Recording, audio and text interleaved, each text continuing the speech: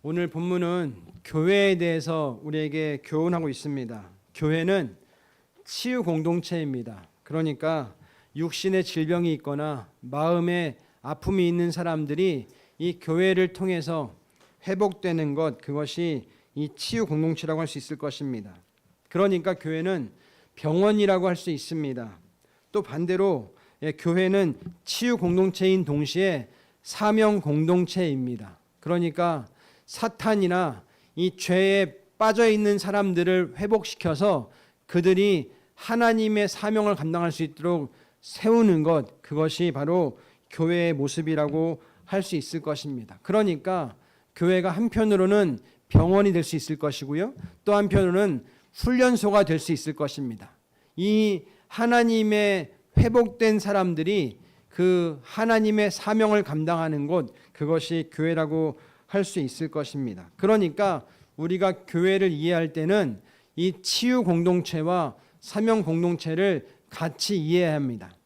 한 편만 우리가 편중되면 치유 공동체만 강조하다 보면 우리의 신앙생활이 그냥 아니라고 그렇게 흐지부지 될 수 있을 것입니다. 또 그렇지만 사명만 강조하다 보면 굉장히 건조해지고 우리 앞으로 가야 돼, 이것만 외치다 보면 정말 그 삶의 기쁨과 감격을 잃어버리기 쉬운 것이 또 교회의 한 모습이라고 할 수 있을 것입니다.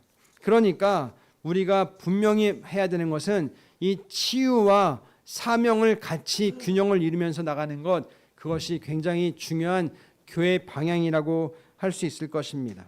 오늘 본문은 그러니까 18장 이 15절부터 35절까지 말씀은 이 교회의 그 치유 공동체와 사명 공동체로서의 그런 교회를 우리에게 알려주고 계십니다. 먼저 사명 공동체인 교회를 한번 살펴보겠습니다. 사명 공동체는 첫 번째, 서로 바로 잡아주어야 됩니다. 마태복음 18장 15절 말씀 같이 볼까요? 18장 15절입니다. 같이 읽습니다. 내 형제가 너에게 죄를 짓거든 가서 단둘이 있는 자리에서 그에게 충고하여라. 아멘.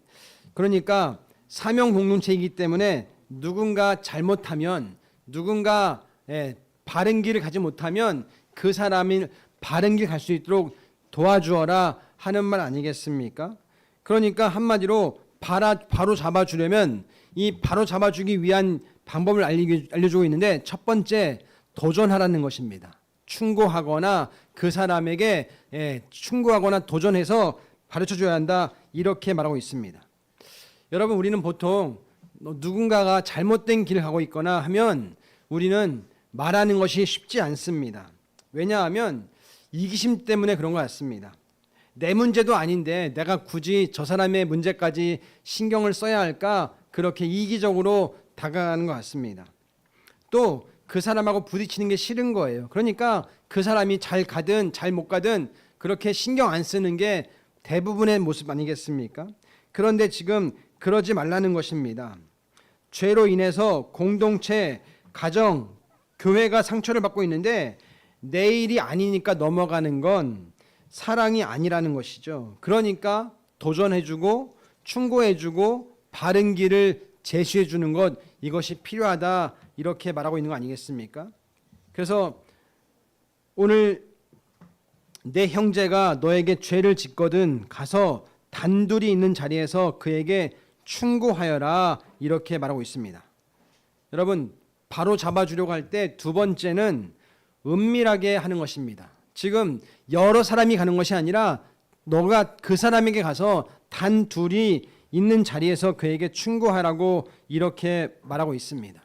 이것도 마찬가지죠. 우리가 보통은 그 사람에게 말하기보다 남에게 말하기 좋아하잖아요. 누구는 이렇대, 누구는 저렇지, 이러면서 우리가 다른 사람에게 말하는 것이 쉬운데 그러지 말라는 것입니다. 그 사람에게 그 사람의 그 잘못되고 있음을, 그 사람의 그 잘못 길로 가고 있는 것을 수정해주고 가르쳐주는 것, 이것이 필요하다는 것입니다. 그러니까 공동체, 교회에 잘못된 사람이 있을 때는 다른 사람에게 이야기하는 것이 아니라 그 사람에게 직접 가서 도전해라. 그 사람에게 충고해라. 이렇게 말하고 있습니다. 세 번째인데요. 바로 잡아주려고 할 때 목표가 회복에 두어야 한다는 것입니다. 그 사람의 회복, 그 사람이 이 공동체를 통해서 하나님의 회복을 누리는 것, 이것이 목표가 되어야 한다는 것이죠. 여러분, 한마디로 그 잃었던 형제를 얻는다는 것, 이 말은 회복입니다. 그가 너의 말을 들으면 너는 그 형제를 얻은 것이다. 이렇게 15절에서는 말씀하고 있습니다. 그러니까 형제를 얻은 것이니까 회복됐다는 말 아니겠습니까? 그런데 많은 경우에는 우리가 도전할 때 어떻습니까? 정죄하고 그 사람을 판단하고 야단치기 쉽습니다. 아니라는 거예요. 그 사람을 바로 세우는 것, 회복시키는 것, 그것이 그 바로 잡아주는 목적이 되어야 한다. 이렇게 지금 말하고 있는 것입니다. 그렇습니다. 회복의 목적이 있기 때문에 방법이나 자세가 중요하다는 것입니다. 우리 중학교 1학년 아이들이 요즘 이제 9월 중순부터 오기 시작했거든요. 근데 이 친구들이 이제 3개월이 좀 지났지 않습니까? 이 3개월 동안 참 많이 성장을 했어요. 예. 처음에는 참 이렇게 관계, 대화조차도 이게 쉽지 않았는데 우리 아이들이 조금씩 이제 서로가 신뢰가 되고 하다 보니까 관계를 맺고 있는 것이죠. 그래서 저희들이 무슨 말 해주면 이 아이들이 이제는 알아듣는 것들을 보게 되는 거 아니겠습니까? 여러분, 저희들이 그럼에도 불구하고 쉽지 않습니다. 우리 아이들에게 뭔가를 말해주고 충고하는 건 쉽지 않습니다. 그런데 충고할 수밖에 없는 것은 다른 것이 아니라 우리 아이들의 완전한 회복, 우리 아이들의 하나님 앞에서의 그 사명을 감당할 수 있도록 도와주는 것, 이것이기 때문에 충고를 하지 않을 수가 없다는 것이죠. 우리 한번 갈라디아서 6장 1절 말씀을 같이 볼까요? 갈라디아서 6장 1절입니다. 같이 읽습니다. 형제자매 여러분, 어떤 사람이 어떤 죄에 빠진 일이 드러나면 성령의 인도하심을 따라 사는 사람인 여러분은 온유한 마음으로 그런 사람을 바로잡아 주시고 자기 스스로를 살펴서 유혹에 빠지지 않도록 조심하십시오. 아멘. 어떤 사람이 죄를 짓고 있거든 그 사람이 공동체에 상처를 주고 있거든 무시하지 말라는 것입니다. 도전하고 그 사람을 충고해서 그 사람이 바른 길 갈 수 있도록 알려주어라는 것이 사도 바울도 똑같이 그렇게 말하고 있습니다. 그런데 목적이 뭐라고요? 회복이 있기 때문에 쉽지 않지만 편하지 않지만 충고할 수밖에 없는 것이고 바로 잡아줄 수밖에 없다는 것이죠. 그렇기 때문에 정죄하거나 책망하는 것이 아니라 언성을 높이는 것이 아니라 그 사람을 위해서 바로 세워줄 수 있는 그런 진심 어린 그런 충고가 중요하다는 것입니다. 한마디로 오늘 갈라디아서 말씀처럼 온유함과 겸손함으로 그 사람을 도전해라. 그 사람에게 충고해라. 이렇게 말하는 거 아니겠습니까? 여러분, 우리는 보통은 그냥 누군가 죄를 짓거나 누군가 잘못된 길로 가면 그냥 눈을 감아버리는데 그러지 말라는 것입니다.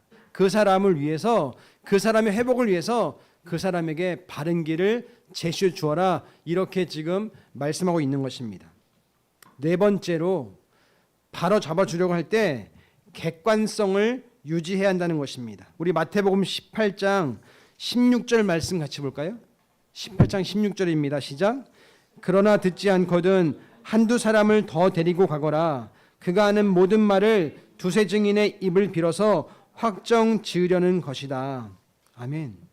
개인적으로 말하는데 못 알아듣는 거예요. 아니, 듣질 않는 거예요. 그러면 두세 사람의 증인을 같이 데리고 와서 같이 또 그 사람에게 일러주어라 이러는 거 아니겠습니까? 여러분, 왜 3자를 개입시킬까요? 객관화시키라는 거예요. 그래서 이 상황은 한 사람만의 그 바라보는 관점이 아니라 누가 봐도 지금 당신이 지금 형제님이 자매님이 이렇게 하시면 안 됩니다 하는 것들을 알려주는 것이 중요하다는 것이죠. 객관하는 것이 중요하다는 것입니다. 그래서 구약 성경에도 보면 하나님께서도 이렇게 객관화시키는 것들을 볼 수 있는데요. 신명기 19장 15절 말씀 같이 볼까요? 신명기 19장 15절입니다. 시작. 어떤 잘못이나 어떤 범죄라도 한 사람의 증언만으로는 판정할 수 없습니다.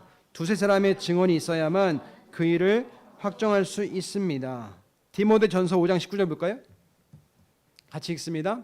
장로에 대한 고발은 두 사람이나 세 사람의 증인이 없이는 받아들이지 마십시오. 여기서 장로라는 건 교회 지도자를 말하는 것입니다. 그러니까 교회 목회자 또는 장로님, 권사님, 중직자를 말한다고 할 수 있겠죠. 많은 교회들이 남 얘기하거나 남의 흉은 잘 봅니다. 그렇지만 그 사람의 객관성을 유지하지 않고 그냥 일방적인 것을 말하고 있는데 아니라는 것입니다. 그 공동체를 바로 세우려거든 그 사람에 대해서 객관적으로 볼 수 있도록 잘 도와주는 것, 이것이 중요하다, 이렇게 말하고 있는 것입니다. 그래서 두세 사람의 증인이 필요하다, 이렇게 말하고 있는 거 아니겠습니까? 다섯 번째, 바로 잡아주려면 교회 이름으로 징계를 해야 한다, 이렇게 말하고 있습니다. 우리 17절 말씀 보겠습니다. 마태복음 18장 17절입니다. 시작. 그러나 그 형제가 그들의 말도 듣지 않거든 교회에 말하여라. 교회의 말조차 듣지 않거든 그를 이방 사람이나 세리와 같이 여겨라. 지금 혼자 가서 권고했습니다. 안 들으니까 두세 사람이 같이 가서 또 권면했습니다. 그래도 안 들을 땐 뭐래요? 그를 공동체가 같이 말해 주어라. 그러면서 그래도 안 들을 땐 그 사람은 어떻게 하라고요? 그를 이방 사람이나 세리와 같이 여겨라, 이렇게 말하고 있는 것입니다. 한마디로 이방 사람, 세리는 하나님을 모르는 사람이다. 하나님을 모르는 사람처럼 그렇게 여겨라, 이런 말 아니겠습니까? 여러분, 예수님을 이제 오늘 유건이와 은규가 예수님을 주님으로 영접해서 세례를 받았습니다. 영접했다는 건 예수님을 나의 구세주로 받아들인 것이고 또 하나는 예수님을 나의 삶의 주인으로 받아들인 거 아니겠습니까? 그러면 이제부터는 나의 머리는 그리스도다, 나는 그리스도의 지체다 하는 것이 우리의 모두의 고백인 것입니다. 그렇다면 우리는 주님의 명령에 대해서 순종해야 되는데 순종이 쉽지 않잖아요. 그런데 오늘 말씀에 따르면 그럼에도 불구하고 개인이 권면하고 두세 사람이 권면하고 교회가 같이 권면했는데 그래도 말을 듣지 않는다? 그러면 그때는 믿음이 없는 사람 취급해라, 이렇게 지금 말하고 있는 것입니다. 여러분, 이런 얘기하면 되게 좀 충격받습니다. 교회가 너무한 거 아니야? 교회가 왜 그렇게 이기적이야? 그렇게 말할 수 있습니다. 아니라는 거예요. 사명이 있는 공동체이기 때문에 반드시 공동체는 그렇게 건강하게 세워져야 한다, 이것을 지금 주님은 말씀하고 있다는 것입니다.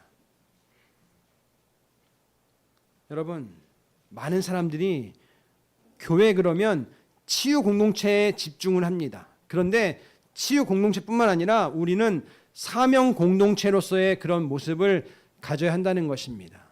왜냐하면 교회의 권위가 어디에 있는지를 잘 알아야 하기 때문인 것입니다.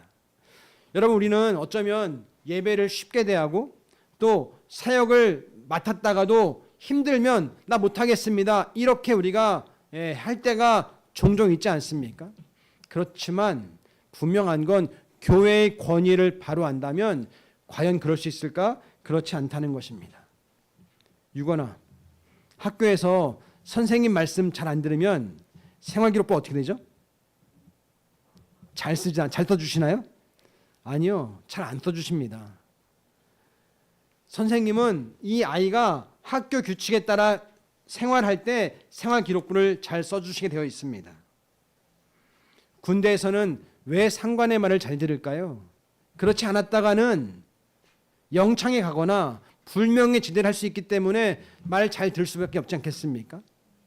국가의 그 질서를 따르는 것은 국가라는 그 권위 안에 우리가 굴복하기 위해서 그렇게 하는 거 아니겠습니까?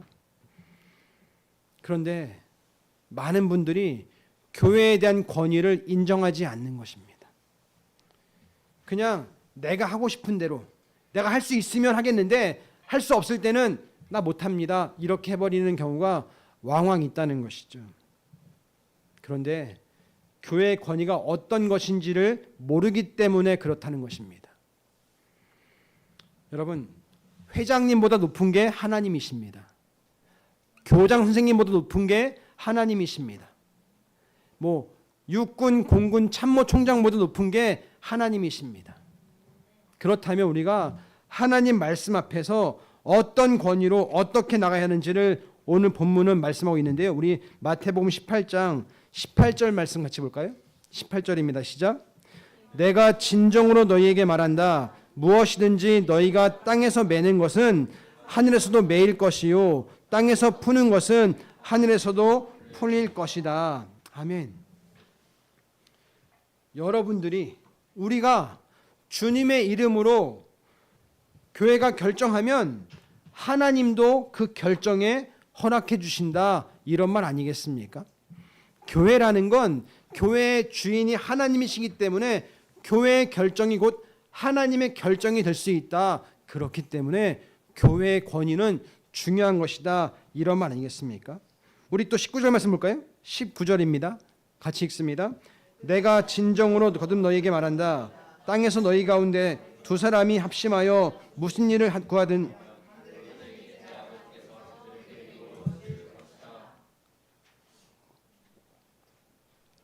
두세 사람, 이건 숫자를 말하는 게 아니라요.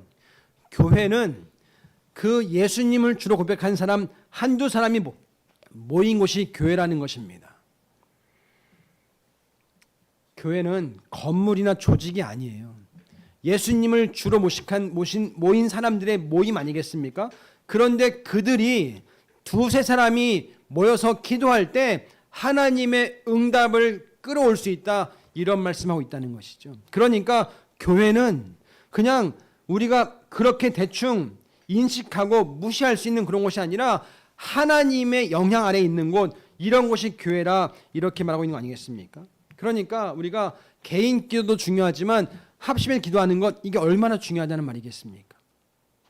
20절 말씀 보겠습니다. 마태복음 18장 20절입니다. 같이 읽습니다.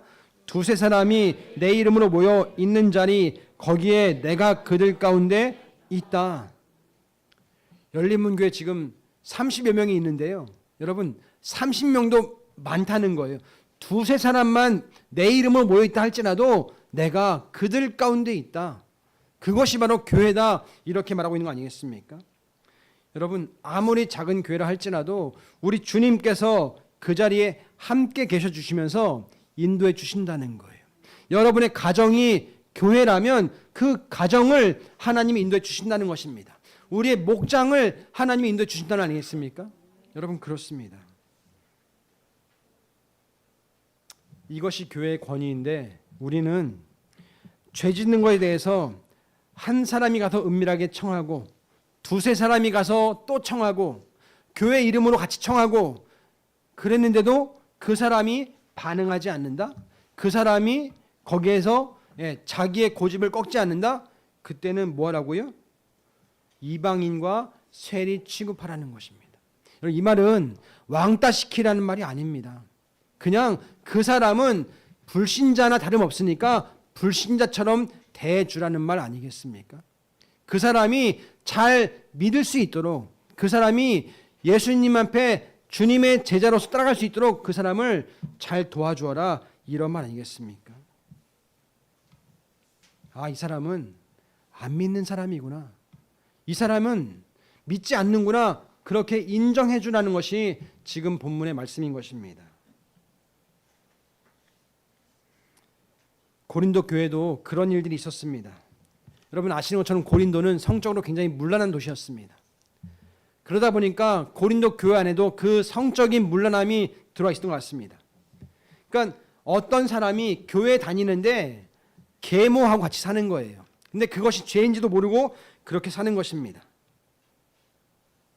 그러니까 계모랑 그냥 산다는 게 아니라 동거를 하고 있다는 말인 것이죠.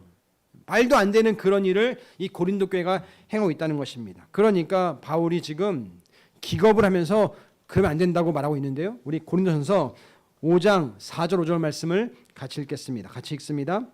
우리 주 예수의 이름으로 여러분이 모여 있을 때 나의 영이 우리 주 예수의 권능과 더불어 여러분과 함께 있으니 여러분은 그러한 자를 당장 사탄에게 넘겨주어서 그 육체는 망하게 하고 그의 영은 주님의 날에 구원을 얻게 하려 해야 할 것입니다. 한마디로 교회는 어떤 보호막 가운데 있다는 것입니다. 그런데 그 보호막으로부터 밀려나면서 고생을 하게 된다는 것입니다. 하나님이 우리를 지켜주시는데 그렇지 하나님의 뜻 가운데 거하지 않을 때 우리는 고생할 수밖에 없다, 이런 말씀 아니겠습니까? 그런데 그렇게 고생을 하게 하는 것, 그것이 목적이 뭐라고요? 회복에 있다는 것입니다. 구원을 얻게 하기 위해서 그렇게 하라는 것입니다. 그러니까 교회가, 공동체가 반드시 알아야 되는 건 그 영혼의 회복, 그 영혼의 구원을 위해서 우리가 한 마음으로 나가는 것, 이것이 무엇보다 중요하다는 거 아니겠습니까? 사도 바울의 고린도후서 2장 6절에 보면 또 다른 말하고 있는데요. 같이 보겠습니다. 고린도서 2장 6절 7절입니다. 시작. 여러분 대다수는 그러한 사람에게 이미 충분한 벌을 내렸습니다. 그러니 여러분은 도리어 그를 용서해 주고 위로해 주어야 합니다. 그 사람이 지나친 슬픔에 짓눌린 일이 없도록 해야 합니다. 아마도 이 사람이 지금 고린도 전서에서 말하는 그 계모와 같이 살던 그 사람을 말하는지도 모르겠습니다. 분명한 건 징계의 목적은 뭐냐? 한마디로 회복에 있다는 것입니다. 우리가 누군가를 징계하고 그 사람을 바로 잡아주는 건 그 목적이 분명해야 되는데 그 회복에 있는 것을 놓치지 말라는 것입니다. 여러분, 이것을 이루기 위해서는 우리가 순결함을 잊지 말아야 됩니다. 내가 누구인지를, 내가 예수 그리스도를 통해서 순결하게 된 자임을 잊지 말을 때 우리는 그 사명 공동체의 건강함을 유지할 수 있다는 말 아니겠습니까? 여러분, 우리 열린문 교회는 하나님이 주신 이 고귀한 사명을 멋지 감당할 수 있기 위해서 서로 바로잡아줄 수 있는 은혜가 있기를 예수님의 이름으로 축원드립니다. 말씀드렸지만 교회 공동체는 사명 공동체이자 또 무슨 공동체라고 했죠? 치유 공동체입니다. 그 치유를 맛보게 하기 위해서 서로 용서함이 있어야 된다. 이것을 지금 21절 말씀부터 쭉 말하고 있는 것입니다. 우리 21절 말씀 같이 볼까요? 마태복음 18장 21절입니다. 같이 읽습니다. 그때 베드로가 예수께 다가와서 말하였다. 주님, 내 형제가 나에게 자꾸 죄를 지으면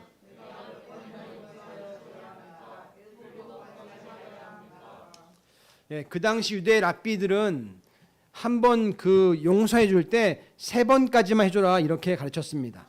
어떻게 그게 그런 3번이냐면 아모스 1장 2장에 보면 너희 가운데 서너 가지 죄가 있으면, 이런 말을 근거해서 지금 유대의 랍비들은 3번까지는 용서해 줄 수 있다, 그렇게 이제 관례로 생각하고 있었습니다. 그때 베드로가 3번은 좀 넘어갈 수 있으니까, 그래 주님, 그러면 우리가 사명 공동체인데, 우리가 예수님의 그 몸값을 진 공동체인데 우리는 3번보다는 7번만 용서하면 되겠습니까? 이렇게 묻는 것이죠. 그러니까 주님이 뭐라고 그러십니까? 아니라는 거예요. 22절 말씀입니다. 마태복음 18장 22절입니다. 같이 읽습니다. 예수께서 대답하셨다. 7번만이 아니라 70번을 7번이라도 하여야 한다. 70번씩 7번이면 윤서야 몇 번이에요? 70번씩 7번이 몇 번이에요? 70? 갑자기 머리가 하얘져요? 490번이죠. 여러분, 예수님께서 지금 490번만 용서하면 돼, 이런 말일까요? 눈치채셨죠? 네, 끝까지 용서해라, 이런 말 아니겠습니까? 한마디로 우리 크리스천은 한 번 용서했다, 2번 했다, 3번 했다, 이거 따지는 존재가 아니라는 것입니다. 우리는 얼마든지 그렇게 용서할 수 있는 사람들이다, 이렇게 말하고 있는 거 아니겠습니까? 여러분, 왜 그럴까요? 왜 예수님께서는 지금 용서해야 된다라고 말하고 계신 걸까요? 용서할 때 자유함이 주어집니다. 그리스도인의 정체성은요, 자유하는 사람들입니다. 너희가 정말 자유하기 원하니? 그러면 용서해야 돼. 이렇게 말하고 있는 것입니다. 은규야, 혹시 은규 마음 가운데 용서가 안 되는 사람이 있어요? 있어 본 적 있어요? 있죠? 근데 그 사람 생각하면 마음이 편해요, 불편해요? 예? 불편해요. 여러분, 그리스도인은 자유해야 되는데 내 마음 가운데 누가 용서가 안 된다 그러면 그 용서가 안 되는 것 때문에 또 그 사람 때문에 불편함이 있는 거 아니겠습니까? 그러니까 예수님께서는 지금 용서해라, 이것은 계명이 아니라 너의 자유함을 위해서 상대방을 용서할 수 있어야 한다, 이런 말씀 아니겠습니까? 23절 말씀 보여주시겠어요? 23절입니다. 같이 읽습니다. 그러므로 하늘나라는 마치 자기 종들과 샘을 가리려고 하는 어떤 왕과 같다. 여기서 지금 종이라는 건 노비나 노예를 말하는 것이 아닙니다. 신하, 고관들을 말하고 있는 것입니다. 지금 왕과 고관이 있다고 한번 생각해 보십시오. 24절 보여주시겠어요? 같이 읽습니다. 왕이 샘을 가리기 시작하니 10,000달란트 빚진 종 하나가 왕 앞에 끌려왔다.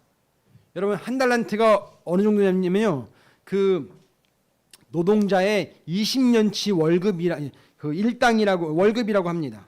그러니까 1년에 우리가 뭐 지금 한국에서 그냥 쉽게 5천만 원의 연봉을 번다고 하면 이 1달란트는 20년치 연봉이니까 10억 정도가 되는 거 아니겠습니까? 이건 적지 않은 금액인 것이죠. 그러니까 지금 어떤 종이 있는데 이 종이 왕에게 10,000달란트, 그러니까 1달란트가 20년치라면 10,000달란트면 이건 계산이 안 되는 거 아니겠습니까? 근데 그 엄청난 빚을 다 탕감을 해준 거예요. 근데 이 종이 자기 집에 가보니까 또 어떤 자기에게 빚진 사람이 왔는데 그 사람은 100데나리온을 빚진 거예요. 여러분, 100데나리온은 이 데나리온이 하루치 일당이거든요. 그러니까 이 달란트와 데나리온은 비교가 안 되는 거 아니겠습니까? 그런데 그것도 10,000달란트를 다 탕감해 줬는데 이 탕감받은 종은 자기에게 달란트도 아니고 100데나리온만 빚졌는데 그 사람에게 탕감 못 해주고 있다는 것이죠. 25절 말씀 보여주세요. 같이 읽습니다. 그런데 그는 빚을 갚을 돈이 없으므로 주인은 그 종에게 자신과 그 아내와 자녀들과 그 밖에 그가 가진 모든 것을 모두 팔아 갚으라고 명령하였다. 26절입니다. 제가 읽어드리겠습니다. 그랬더니 종이 그 앞에 무릎을 꿇고 참아주십시오, 다 갚겠습니다 하고 애원하였다. 그러니까 한마디로 지금 그 종은 왕에게 다 탕감받고 왔습니다. 그런데 이 종은 자기에게 100데나리온밖에 안 되는 그 돈을 못 갚을 때 너 차라리 내 아내, 내 종들, 내 재산 다 팔아서 갚아야 돼, 이러고 있다는 것이죠. 멱살을 잡고 28절에 보니까 자기에게 100데나리온 빚진 동료 하나를 만나자 붙들어서 멱살을 잡고 말하기를 내게 빚진 것을 갚아라, 이렇게 말하고 있는 것입니다.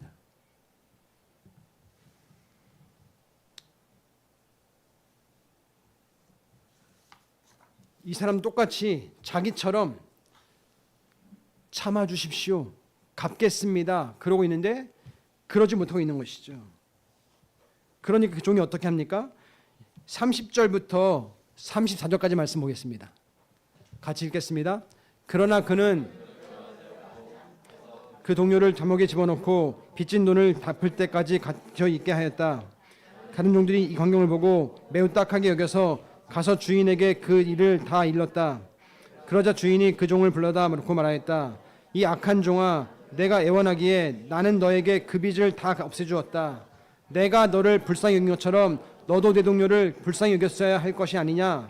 주인이 놓아여 그를 형무소 관리에게 넘겨주고 빚진 것을 다 갚을 때까지 가두어 두게 하였다. 이렇게 얘기하면 우리 모두는 맞아, 맞아.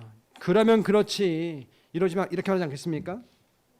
그런데 예수님께서 35절에 결정타를 날리십니다. 35절 말씀 같이 읽겠습니다.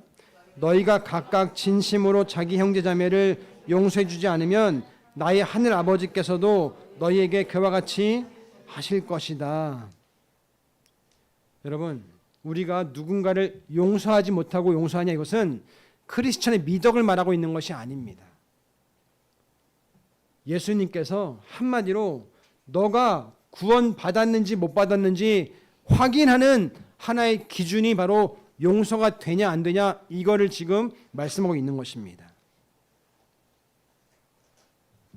여러분, 하나님과 인간의 관계는 항상 양면성이 있습니다. 우리는 하나님 입장에서 우리에게 모든 것들을 다 탕감해주고 우리를 다 용서해 주셨습니다. 그런데 예수님께서 지금 뭐라고 그러십니까? 너가 만약에 누군가를 용서하지 못하면 구원받지 못한 것이다, 이렇게 말씀하고 있는 것입니다. 무효가 질문해 볼게.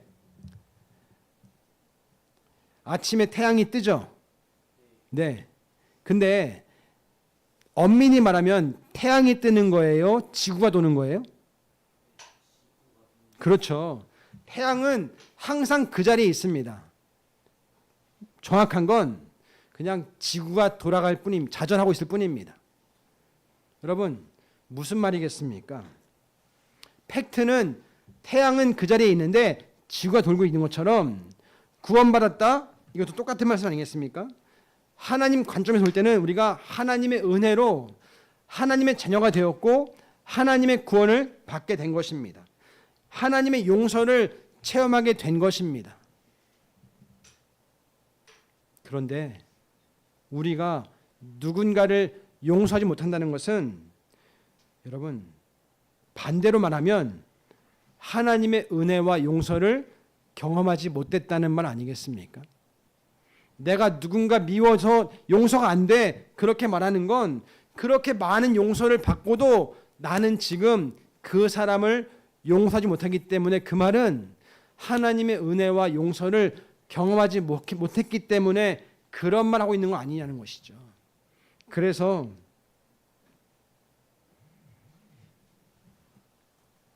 우리 입장에서는 그 용서가 안 되고 힘들고 그렇지만 하나님 입장에서는 내가 너의 모든 것을 다 사해주고 하나님의 자녀가 된 은혜를 주었으니까 너도 한번 그 용서를 한번 해봐라, 이 말하고 있는 거 아니겠습니까?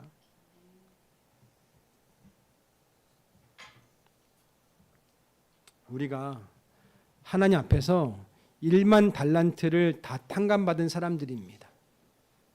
그런데 100데나리온 그 안 갚는 것, 그 하나 때문에 돈 안 갚는다고, 왜 안 갚냐고 그렇게 말할 수 있는 게 아니라는 것이죠. 여러분, 용서는요, 한마디로 의지적인 결단인 것입니다. 여러분, 믿음도 마찬가지예요. 내가 이제 앞으로 믿어봐야지 결단하고 믿기 시작하는 것처럼 용서도 똑같이 내가 이제 앞으로 용서해야지 하고 결단하는 것, 그것이 첫 출발점인 것을 기억하시기 바랍니다. 여러분, 그렇습니다.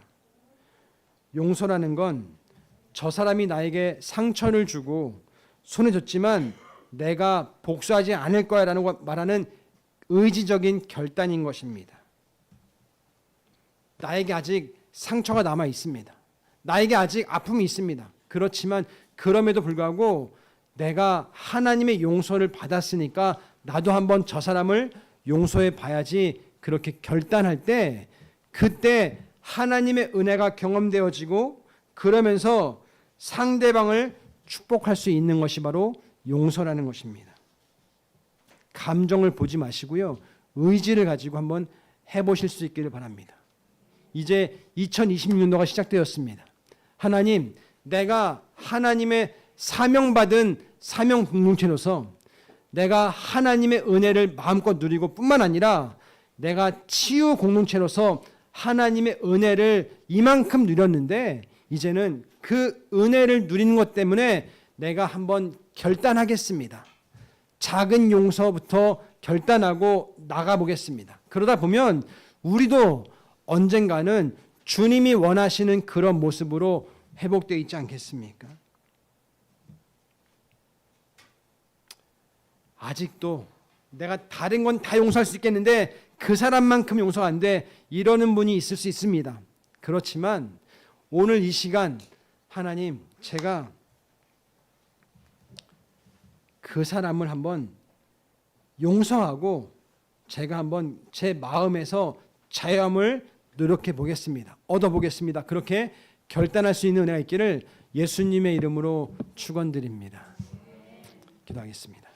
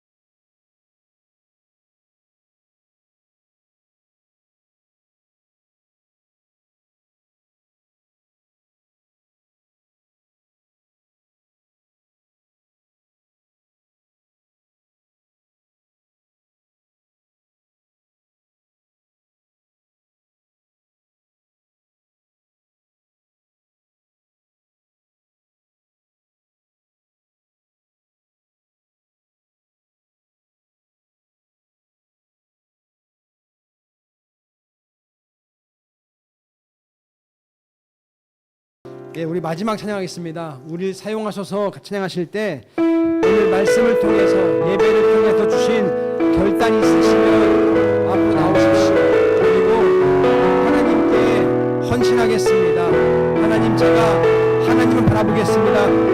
제목 있으시면 기도 제목들을 내주십시오. 그 목사님이 같이 기도해드리겠습니다.